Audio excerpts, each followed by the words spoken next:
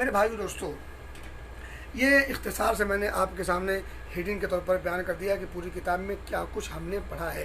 اب آئیے ہم جانتے چلیں کہ کس نے یہ سب گفتگو کی ہے، کون ہے وہ شخص جس کی ہم کتاب پڑھ رہے تھے، کون ہے وہ شخص جس کی یہ سب تعلیمات تھیں، جنہوں نے یہ سب کچھ ہمیں بتانے کی کوشش کی ہے۔ تو وہ نام محمد بن عبد الوہاب ہے۔ میرے بھائیو دوستو، شیخ الاسلام ہیں، یہ بہت بڑے داعی ہیں، مبلغ تھے، اور میں آپ کو بتا دوں کہ یہ مصلح تھے۔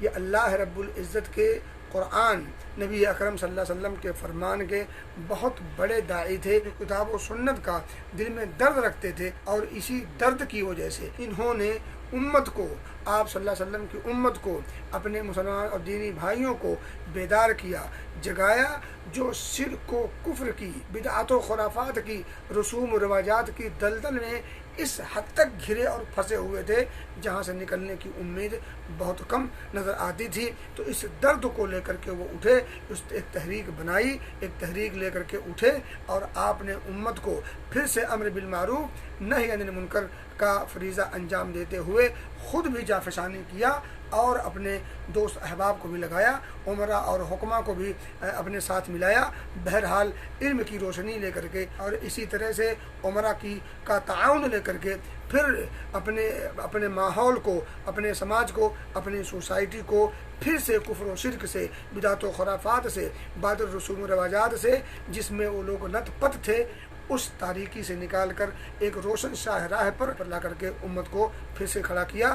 اس کی جیتی جاگتی تصویر آج سعودیہ کا ماحول ہے، جو اس وقت سے لے کر کے اب تک اسی کا اثر ہے، اور انشاءاللہ یہ اثر باقی رہے گا۔ اللہ سے ہماری دعا ہے کہ اللہ رب العزت یہ توحید و سنت کا جو سایہ ہے، جس کی برکت سے یہ آبادی منور ہے اور معطر ہے، اللہ اس کے نور کو، اس کی خوشبو کو دن بدن اس میں اضافہ فرما، اور اس کو نظر بد سے محفوظ رکھ۔ میرے بھائیو دوستو، یہ کتاب جنہوں نے لکھی ہے کشف الشبہات، اس کتاب کے مصنف کا نام محمد بن عبد الوہاب رحمۃ اللہ علیہ ہیں، جو شیخ الاسلام کے لقب سے ملقب ہیں۔ میرے بھائی دوستو، جو مبلغ ہیں، جو داعی ہیں، جو مجدد ہیں، جو اللہ رب العزت کے دین کے بہت بڑے ناصر ہیں، اور میرے بھائیو دوستو، میں آپ کو زیادہ کچھ نہ بتاتے ہوئے میں نے سوچا کہ کیوں نہ امام ابن باز رحمۃ اللہ عبداللہ بن عبدالعزیز بن باز رحمۃ اللہ علیہ مدینہ یونیورسٹی کے وائس چانسلر رہتے ہوئے جو طلباء کے درمیان شیخ محمد بن عبد الوہاب یا شیخ الاسلام محمد بن عبد الوہاب رحمۃ اللہ علیہ کے بارے میں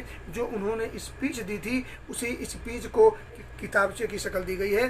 میں نے مناسب سمجھا کہ اسی کتاب کو کیوں نہ یہی عوام کے سامنے رکھ دیا جائے۔ شیخ ابن باز رحمۃ اللہ علیہ بڑی معتبر ہستی ہے، اور بڑی ہی علمی ہستی تھی، اور آپ زہد و تقویٰ کے پہاڑ تھے۔ تو زہد و تقویٰ کا پہاڑ شخص، اور اسی طرح سے علم کا سمندر شخص نے ایک بہت بڑے عالم شیخ الاسلام محمد بن عبد الوہاب رحمۃ اللہ علیہ کے بارے میں جو کچھ لکھا ہے، میں چاہتا ہوں کہ سرسری طور پر وہی پڑھتا چلا جاؤں اور آپ کے گوشے گزار کر دوں، اور میں آپ کو بتا دوں ان کی حالات زندگی مفصل انداز میں اگر پڑھنا ہو تو بڑی ہی ایک معتبر کتاب ہے یہ شیخ الاسلام محمد بن عبد الوہاب رحمۃ اللہ علیہ ایک مظلوم اور بدنام مصلح کے نام سے علامہ مسعود عالم ندوی رحمۃ اللہ علیہ نے لکھا ہے، اور بڑی ہی مدلل اور مفصل ہے۔ اس کے اندر ان کی حالات زندگی کے بارے میں تفصیلی معلومات مل جائے گی۔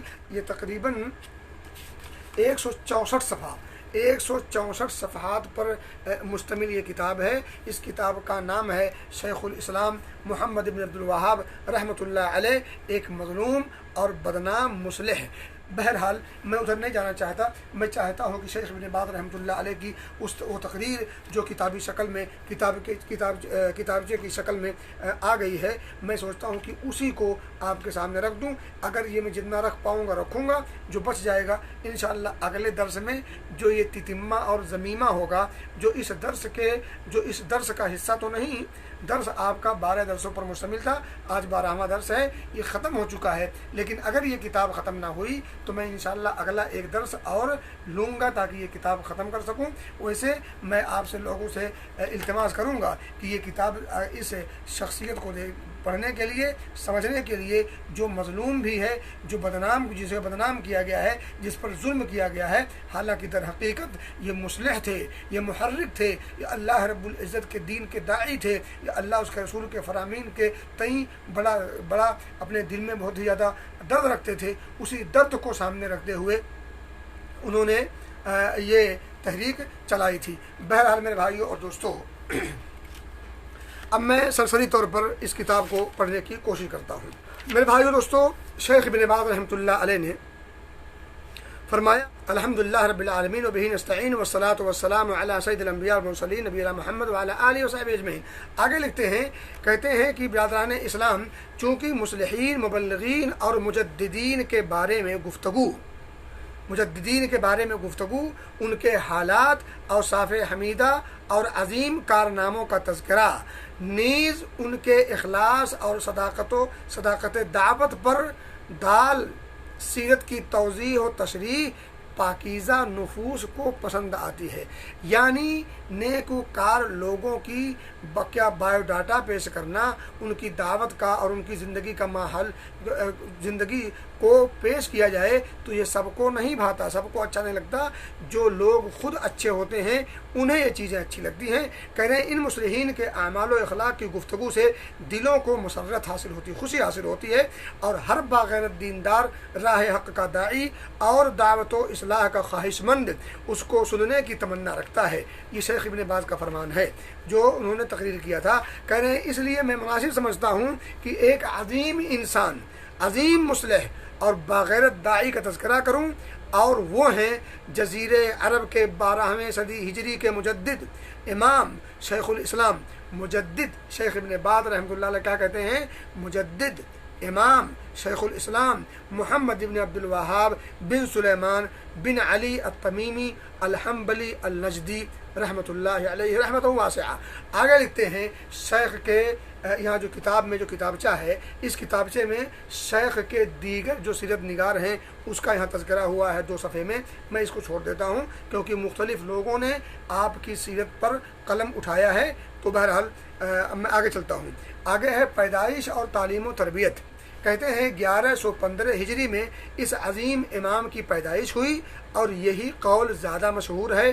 ویسے بعض لوگ ان کا سن پیدائش 1111 ہجری بھی بتاتے ہیں۔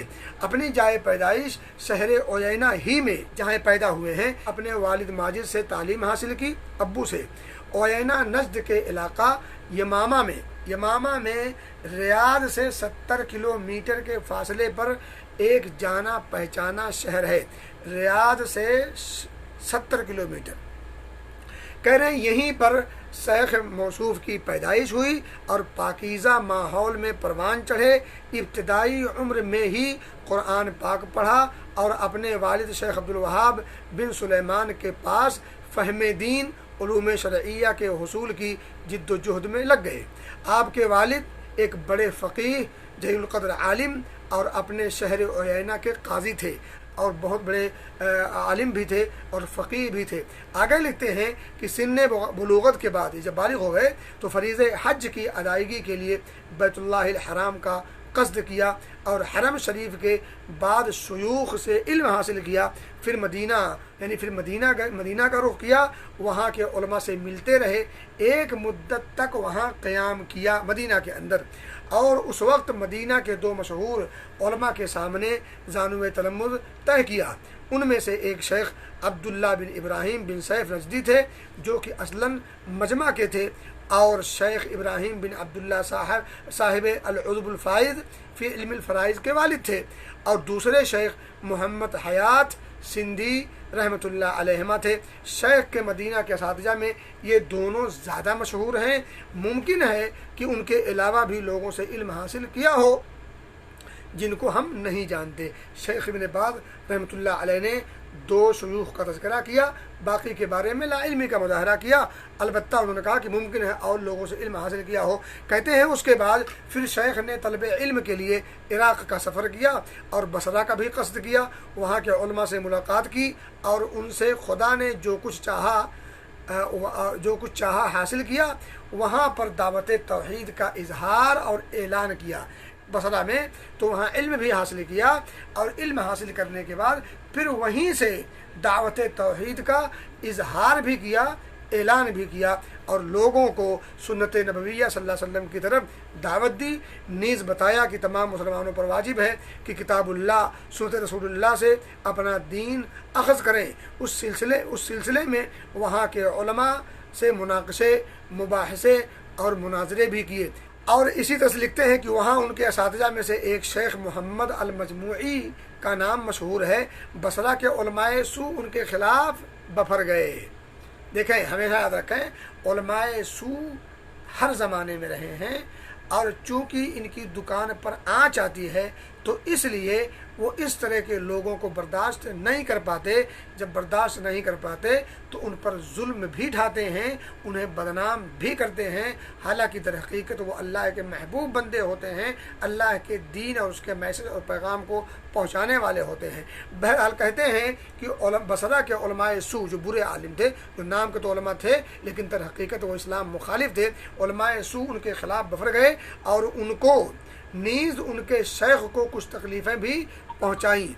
ये सूरत हाल देखकर शेख वहाँ से निकल पड़े। उनका इरादा था कि शाम का रुख करें, लेकिन अखराजात के नाकाफ़ी होने की वजह से ये इरादा पूरा ना हो सका।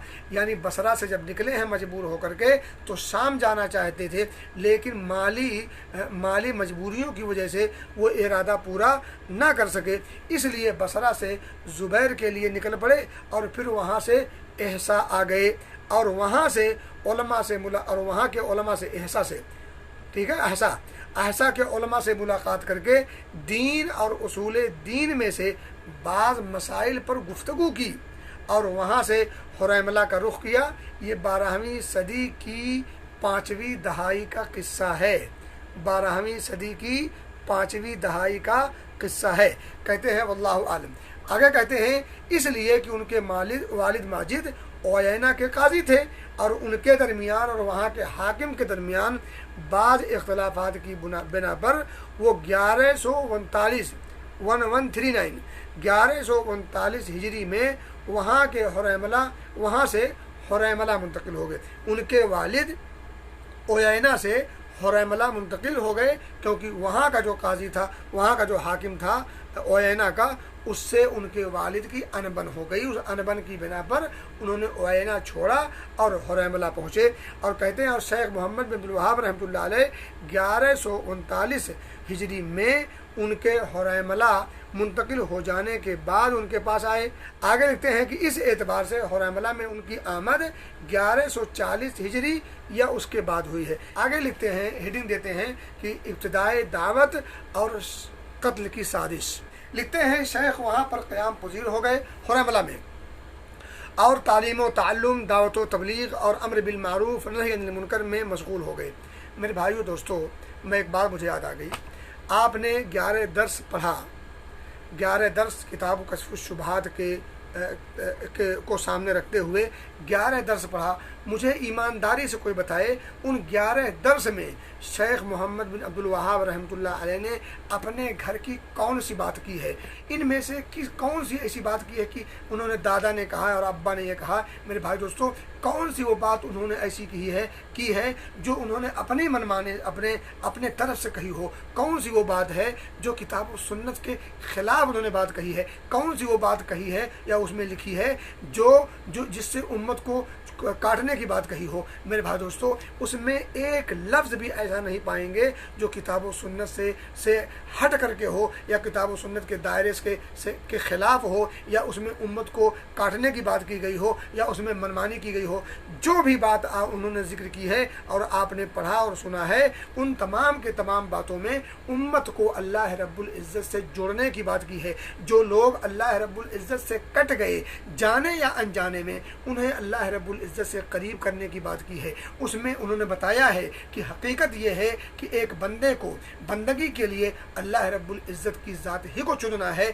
बंदों को बंदों की बंदगी से निकाल कर बंदों के रब की बंदगी की तरफ लाने की पूरी कोशिश की है। और उस सिलसिले में जो शुकूक व शुबहात लोगों के जहन व दिमाग में आ सकते थे या डाले जा चुके थे, उन तमाम शुकूक व शुबहात को कुरान और हदीस की रोशनी में उन्होंने उसको ख़त्म किया है, उसका इजाला किया है। यही उनका जुर्म है, यही उनकी गलती है। अगर इसको जुर्म और गलती कहते हैं मेरे भाइयों दोस्तों, न ये जुर्म है न ये गलती है, बल्कि ये अल्लाह रब्बुल इज़्ज़त के हुक्म की बजाउरी है। नबी अकरम सल्लल्लाहु अलैहि वसल्लम के मिशन को आगे बढ़ाना है। तो मैं कह रहा था कि शेख वहाँ जब पहुँचे हैं हुरैमला में, तो वहाँ क़याम पज़ीर होकर के तालीम व ताल्लुम और दावत व तबलीग, इसी तरह से अम्र बिल मारूफ नही अनिल मुनकर में मशगूल हो गए। उसका सिलसिला बराबर जारी रखा, यहाँ तक कि सन 1153 हिजरी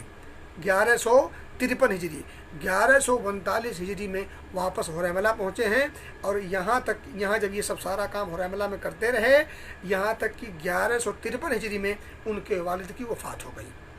1153 हिजरी में बाप का साया सर से उठ गया रहमहुल्लाह रहमतन वासिआ। और उसके बाद वहाँ के बाद लोगों की तरफ से उन्हें बुरे बर्ताव का सामना करना पड़ा।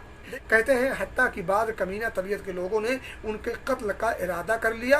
और कहा जाता है कि बाद लोगों ने उनकी दीवार फांदने की कोशिश की, लेकिन जब लोगों को खबर हो गई तो फरार हो गए। कह रहे नौबत जब यहाँ तक पहुँच गई तो शेख रहमतुल्लाह अलैह फिर ओयना मुंतकिल हो गए, पुराने गांव पहुँच गए। हुरैमला से ओयना आ गए। शेख से इन कमीना तबीयत लोगों की नाराज़गी का सबब ये था कि वो अम्र बिल मारूफ और नही अनिल मुनकर के पाबंद थे। हुक्काम को बराबर इस बात पर उभारते रहते थे, खुद उस पर पाबंदी करते थे। अम्र बिल मारूफ और नही अनिल मुनकर यानी अच्छाई का हुक्म देना, बुराई से रोकना, ये काम खुद करते थे। और वहाँ के जो मौजूद उमरा और हुक्मरान थे, उन हुक्मरानों को भी इस बात पर उभारा करते थे, उन्हें ख़त लिखा करते थे, उन्हें इस बात की तलकीन किया करते थे। तो जाहिर सी बात है, लिखते हैं कि आवाम को लूटने और उन पर जाती करने वाले मुजरिमों को सजा दी जाए। यानी जो लोग यहाँ कमीना तबीयत के लोग हैं, जो माहौल को ख़राब करते हैं, चोरी करते हैं, चमारी करते हैं और जो है डाकाज़नी वगैरह करते हैं, तो उनके साथ मुनासिब कानूनी कार्रवाई, अखलाकी कार्रवाई होनी चाहिए, तादीबी कार्रवाई होनी चाहिए। तो इन तादीबी कार्रवाइयों के करने के लिए वो हुक्मरान और उमरा को उभारते थे। तो जाहिर सी बात है, जो इस तरह के लोग होंगे उन्हें ये चीज़ अच्छी कब लगेगी। तो कहते हैं कि उन्हीं में से ये कमीना खू लोग भी थे जो वहाँ पर उबैद यानी ग़ुलामों के नाम से मशहूर थे।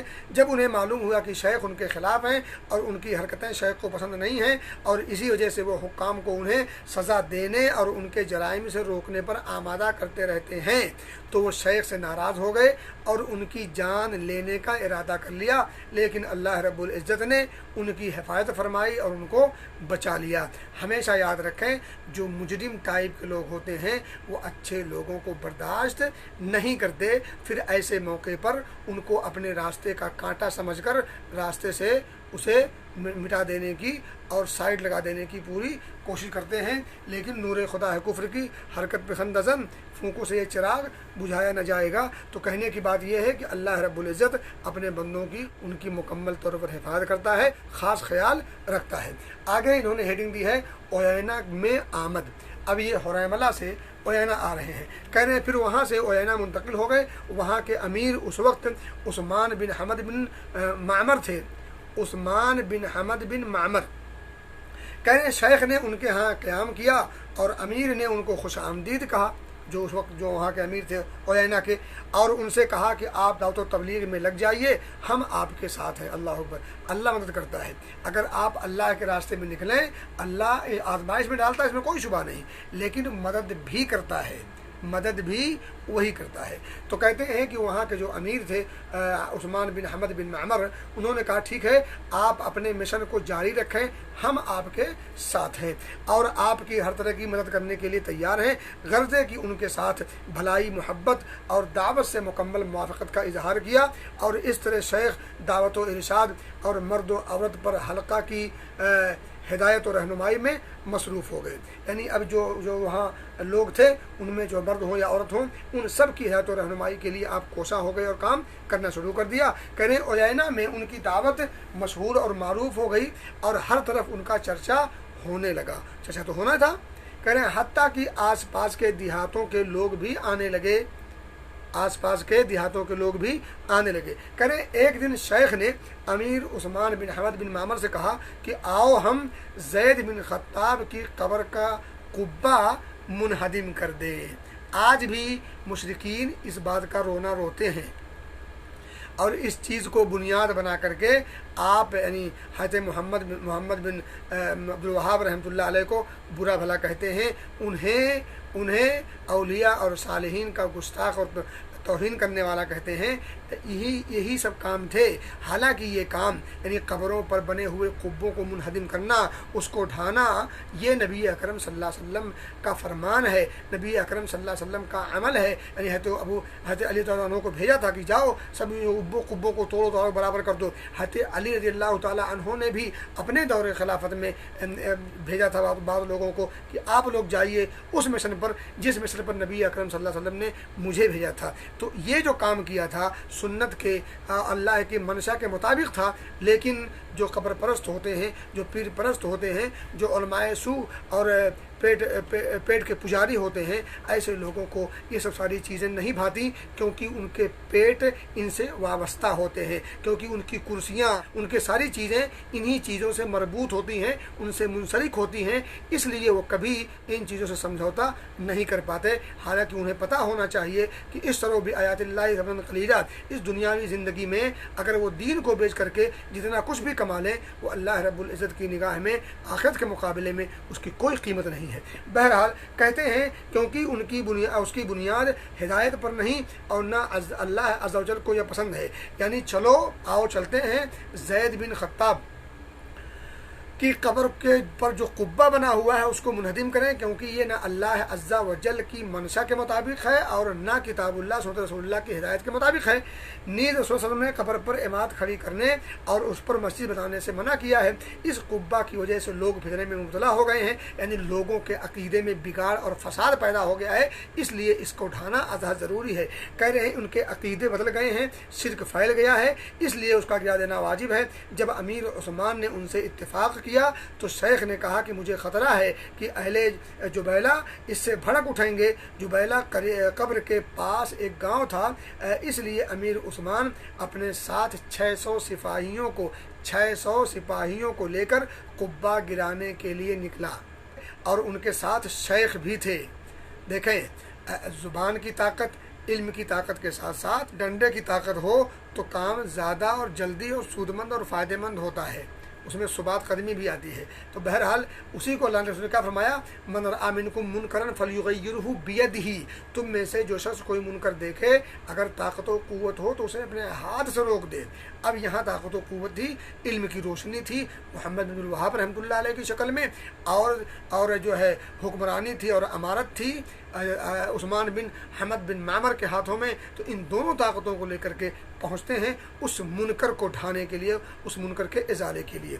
कहते हैं जब ये लोग कुब्बा के करीब पहुँच गए और अहले जुबैला को उसकी खबर पहुँची तो उसकी हिमायत व हिफाजत के लिए निकले। अब ये गांव वाले, इलाके वाले उस कुब्बे को बचाने के लिए निकल पड़े हैं। सुभान अल्लाह। कह रहे हैं लेकिन जब अमीर उस्मान और उसके साथियों को देखा तो अपने इरादों से बाज रहे। अब देखा जब 600 पुलिस है तो फिर वो ज़रा पीछे हटे और वापस चले गए। शेख ने खुद उसको गिराना शुरू किया और अल्लाह अज़्ज़ा वजल ने शेख के हाथों से उसको ख़त्म कर दिया, शेख के हाथों से उसको ख़त्म कर दिया। आगे हेडिंग दिया है कि दावत से कब्ल अहले नज्द की हालत।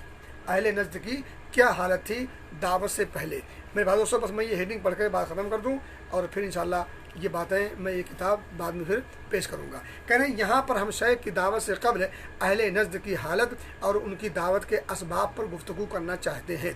कह रहे हैं शेख की दावत से कब्ल अहले नज्द की हालत ऐसी थी जिसको कोई मुस्लिम पसंद नहीं कर सकता था। शिर्क अकबर उनके अंदर पूरी तरह फैल चुका था, यहाँ तक कि कुब्बों, दरख्तों, पत्थरों और गारों और इसी तरह से पागलों, मजनूनों की इबादतों परस्तिश भी की जाती थी। सोचे ज़रा, पागलों और मजनूनों की भी इबादत व परस्तिश की जाती थी। साहिरों और काहिनों का दौरा था। ये जो है साहिर यानी वो जो जादूगरों, और इसी तरह से वो काहिन जो कहते हैं जो मुस्तकबिल की खबरें बताते हैं। हमारे यहाँ जो वो कहते हैं सोखा टाइप के जो लोग होते हैं, जो लकीर देख करके, ये देख करके, फाल निकाल करके वगैरह वगैरह, जो इस तरह उस तरह की बातें करते हैं, मुस्तकबिल की बातें करते हैं, उन तमाम लोगों का दौरा था। हर मामले में उनसे सवाल होता था, उनकी तस्दीक की जाती थी, और उन पर कोई टोकने वाला भी ना था। अल्लाह के लिए खड़ा होने वाले और दीन की नुसरत करने वाले तकरीबन नापैद थे, यानी थे ही नहीं, समझ लीजिए। हरमैन शरीफैन की भी यही हालत थी। यमन की हालत भी कुछ इससे मुख्तलिफ ना थी, यानी यमन का भी मामला बड़ा गड़बड़ था, शिर्क के दलदल में फंसे हुए थे। हत्ता कि हरमैन शरीफैन यानी मक्का और मदीना की भी हालत बिल्कुल दिगरगूं थी। और ये जो नजद का जो इलाका जो रियाद वाला है वो भी बिल्कुल लथपथ था जो है शिर्क से और इसी तरह से बिदात व खुराफात से। कह रहे हैं शिर्क, कब्रों पर कुब्बों की तामीर, इसी तरह से औलिया से फरियाद व इस्तिगासा, गर्ज़े की इस तरह की यमन में इतनी चीज़ें थीं कि उनका शुमार मुश्किल है। कब्रों, गारों, दरख्तों और ऐसे मजनूनों व मजजूबों की कुछ कमी ना थी जिससे मदद तलब की जाती थी, और अल्लाह को छोड़कर उनकी इबादतों पर परस्तिश की जाती थी। जिन्नों से फरियाद व इस्तिगासा, उनके लिए भेंट चढ़ाना, नज़र नियाज और उनकी इमदाद की तवक्को, या उनके शर से बचने के लिए ज़बह शुदा जानवरों को घर के एक गोशा में छोड़ देना। जानवर को उनके नाम पर ज़बह करते थे, सिर्फ इसलिए ज़बह करते थे कि हम उनके शर से या दीगर तमाम शर्र व फितन से अपने आप को बचा सकें। तो उसको बचाने के लिए जानवर ज़बह करते और जानवर ज़बह करके घर के किसी कोने में यूँ ही छोड़ देते थे। ये सब सारी चीज़ें नज़द ही की तरह से यमन में भी मारूफ़ व मशहूर थीं। मेरे भाई दोस्तों, ये मैंने कुछ गुफ्तगू शेख इब्न बाज़ रहमतुल्लाह अलैह की तकरीर जो किताबचे की शक्ल में मौजूद है वहाँ से हूबहू पढ़कर आपको सुनाई हैं। इंशाअल्लाह मैं इस दर्स को मज़ीद आगे बढ़ाऊँगा जब तक ये किताब, पतली सी किताबचा ख़त्म ना हो जाए। वैसे मैं आपको फिर कहूँगा कि अगर शेख मोहम्मद बिन अब्दुल वहाब रहमतुल्लाह अलैह जो एक मज़लूम बदनाम मुस्लिम हैं, वो इमाम और मुजद्दिद थे, उनकी किताबों को आप पढ़ेंगे तो किताब व सुन्नत से हट के एक लफ्ज़ नहीं पाएंगे। तो मैं कह रहा था कि ये किताब ज़रूर पढ़ लें। इसका किताब का नाम है शेखुल इस्लाम मोहम्मद इब्न अब्दुल वहाब रहमतुल्लाह अलैह, एक मज़लूम और बदनाम मुस्लिह, और इसके मुअल्लिफ़ हैं मसऊद आलम, अल्लामा मसऊद आलम नदवी रहमतुल्लाह अलैह। मैं इंशाअल्लाह इख्तिसार के साथ इस किताब को सामने रखते हुए कुछ गुफ्तगू और करूँगा, और बाद में अगर अल्लाह ने तौफीक दी तो इस किताब के अंदर मौजूद कुछ चुनिंदा चीज़ें रखने की कोशिश करूँगा। बहरहाल ये किताब मुकम्मल आपके सामने ज़रूर रखने की कोशिश करूँगा। अल्लाह से दुआ है कि अल्लाह हमें शेख मोहतरम की किताब व सुन्नत की रोशनी में जो दावत है उस दावत को समझने की भी तौफीक दे, और वो दावत अल्लाह उसके रसूल की दावत से ज़र्रा बराबर भी मुख्तलिफ नहीं है। वो दावत वही दावत है जो दावत अल्लाह के रसूल सल्लल्लाहु अलैहि वसल्लम ने मक्का से होते हुए मदीना में आकर के दी थी और मुकम्मल की थी। मेरे दोस्तों, अल्लाह से हम दुआ करते हैं कि अल्लाह हमें इस दावत को समझने की तौफीक दे, इस दावत को अपने सीनों में उतारने की तौफीक दे, फिर हमें तौहीद और तौहीद के तकाज़ों को समझकर उस पर डट कर अपनी ज़िंदगी गुजारने की तौफीक दे, और फिर इस मैसेज को, इस दावत को अपने तमाम भाइयों, दोस्तों और जहाँ जहाँ तक आपकी हमारी रसाई हो उन लोगों तक भी ये मैसेज, ये पैगाम, ये दावत जो अहम दावत है, जो हमारी तख्लीक का अहम और बुनियादी मकसद है, जिस मकसद के लिए तमाम अंबिया को अल्लाह रब्बुल इज़्ज़त ने मबूस फरमाया, इस दावत को हम आगे भी बढ़ाएं, आगे भी लोगों को पेश करें।